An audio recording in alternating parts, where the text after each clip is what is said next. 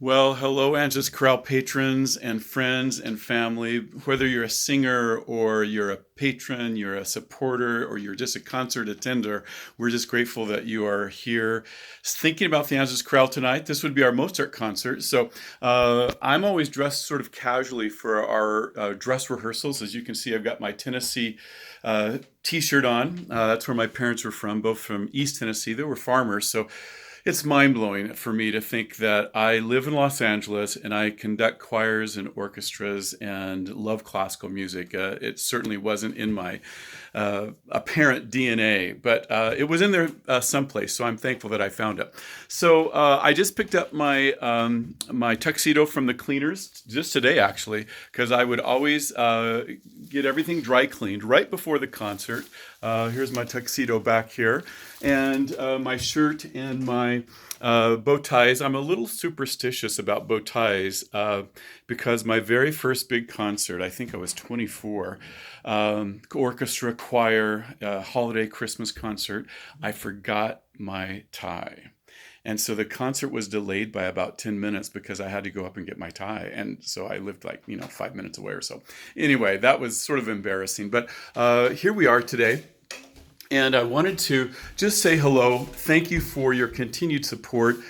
So many of you are continuing to join us as we raise funds to keep going during this time so that we will be present on the other side of this. So thank you for those of you that have made donations, our singers that have continued to pay their singers' dues, and some even beyond that, just to help us in this time. We are a 503 nonprofit organization, so the profit margins are always slim.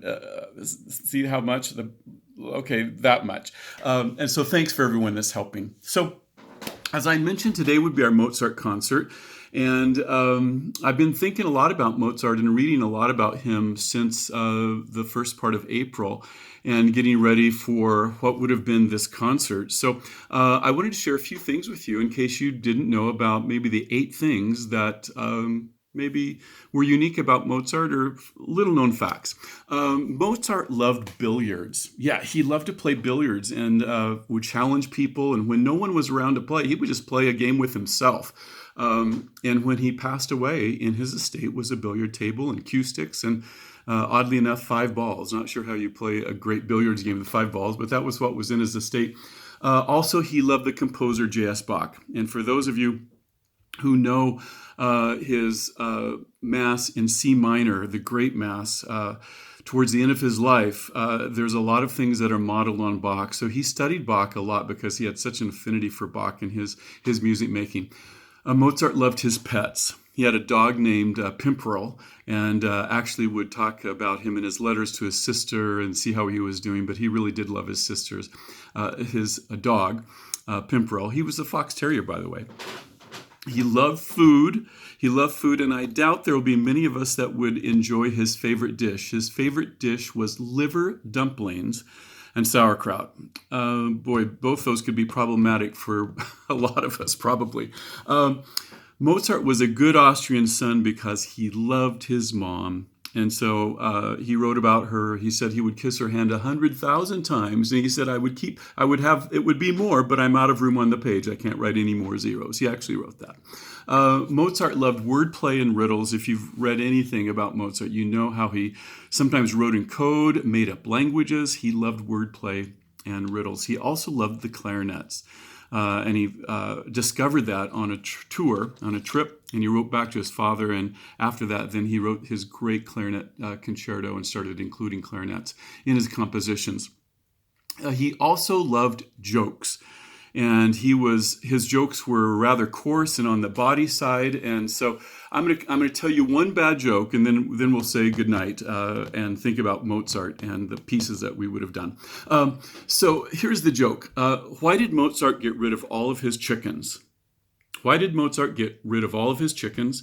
Because all they could say was Bach, Bach, Bach, Bach, Bach, Bach, Bach. Okay, that was bad. I'm sorry.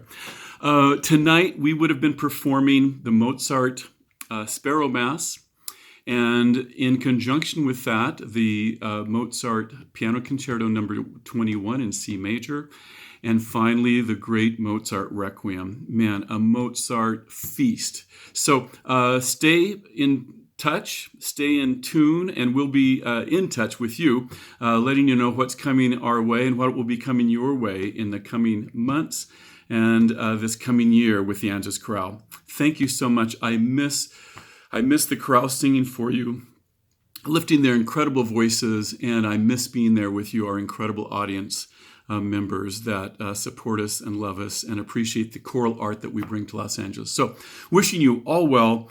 Take good care, be safe, and keep looking up. And Mozart will come to life, I promise you. Take good care. Bye-bye.